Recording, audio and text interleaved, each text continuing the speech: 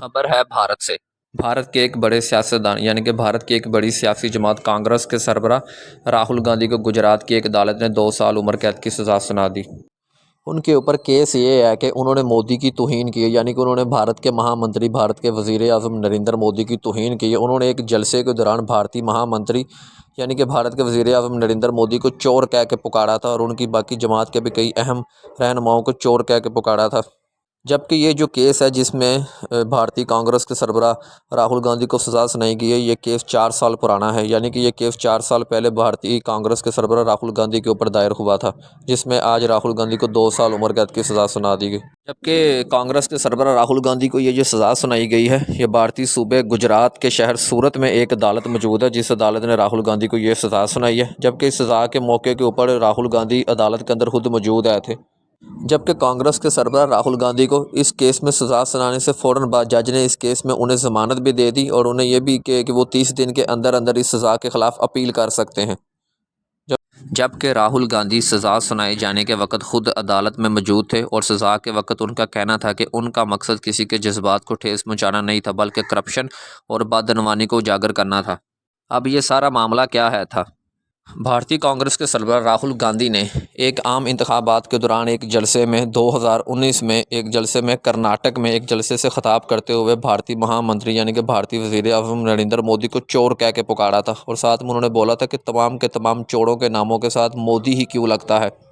यानी कि उन्होंने मोदी नाम को चोर कह के पुकारा था, जिस पर उनके खिलाफ हत्या इज़्ज़त का दावा दायर कर दिया गया था, केस दायर कर दिया गया था।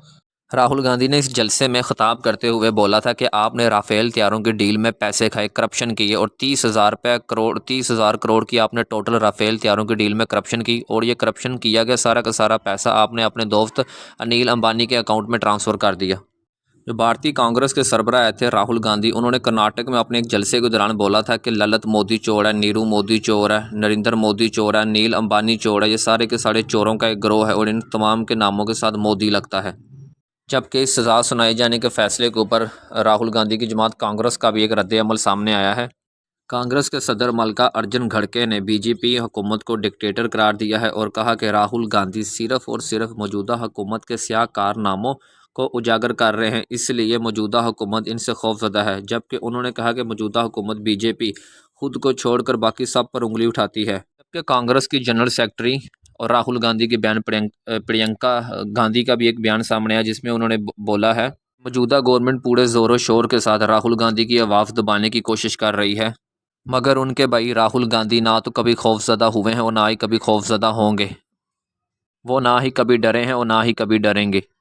जबकि वाज़ेह रहे कि राहुल गांधी को जिस केस में सज़ा सुनाई गई है, ये केस 4 साल पुराना है। 4 साल पहले उसके राहुल गांधी के ऊपर भारतीय महामंत्री नरेंद्र मोदी के खिलाफ हत्या इज़्ज़त का दावा किया गया था, जो कि गुजरात में किया गया था। यानी कि सूरत में ये जो गुजरात है, ये भारतीय महामंत्री नरेंद्र मोदी का आबाई इलाका है। भारतीय महामंत्री नरेंद्र मोदी भी इसी इलाके से तल्लुक़ रखते हैं। जबकि ये बात भी वाज़ेह रही कि सज़ा सुनाए जाने के फ़ौरन बाद अदालत ने उनकी ज़मानत भी मंजूर कर ली और उन्हें 30 दिन के अंदर अंदर केस के ख़िलाफ़ अपील दायर करने के यानी कि अपनी सज़ा के ख़िलाफ़ अपील दायर करने का भी मौका दे दिया।